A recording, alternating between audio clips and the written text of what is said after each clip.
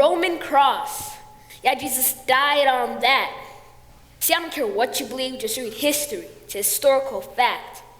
So the question we have to ask is, what would you do with this man of misery? 6 hours on a piece of wood?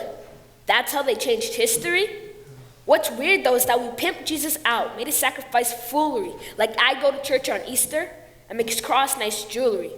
But see, the cross isn't a symbol of faith, it's a symbol of death.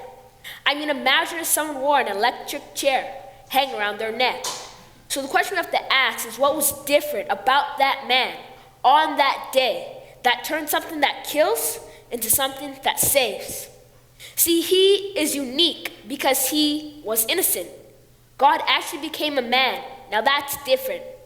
Then on the cross, he says, I'm not dying because of me, I'm dying because of you. Not for the sins that you have done, but for the sins that you will do. Then on the cross, he treated Jesus like he was us, poured out all his wrath on the Son so he might show that he's just. Then he took our filth, he took our sin. The beauty is when you trust in Jesus, you're included in him.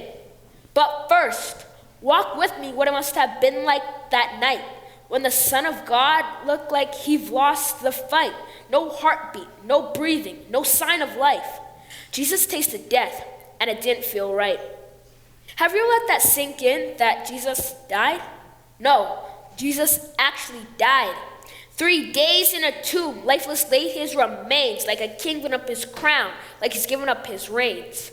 But all of a sudden comes Sunday, something started to change. From the grave he heard a thump, blood started pumping in his veins. Heart beating, blood pulsing, instantly Satan felt his power break. Because the Son of God was dead, but now the Son of God was awake. And every breath that he took was another punch to Satan's face, showing we're not under our sin, but we are under grace. So celebrate, because when Jesus went to the grave, you did too. And when he rose from the grave, your life became new. He says, my job is now finished. Let your new life begin. You could actually have freedom. Stop wallowing in your sin.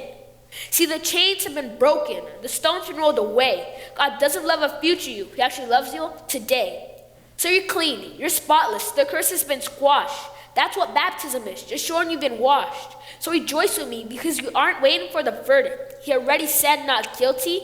Resurrection proves he assured it. Because our whole lives we've been feasted on sin. We couldn't pay a tab, yet Jesus walks over to our bills and says, I'll take care of that. So stop trying to pay for your own debt. In fact, God doesn't expect it, because the cross shows payment given, and resurrection shows payment accepted. So we're instantly spotless when we're spiritual whores. Because when he walked out that grave, he left our sin on the floor. And he turned back and looked at where his body laid and said, sin? See, that's where you're going to stay. So church, walk in freedom because you are free. The resurrection is just a stamp, saying it's a guarantee. A royal decree proclaiming we are children of the King. Because when your mouth can't, let your life always sing.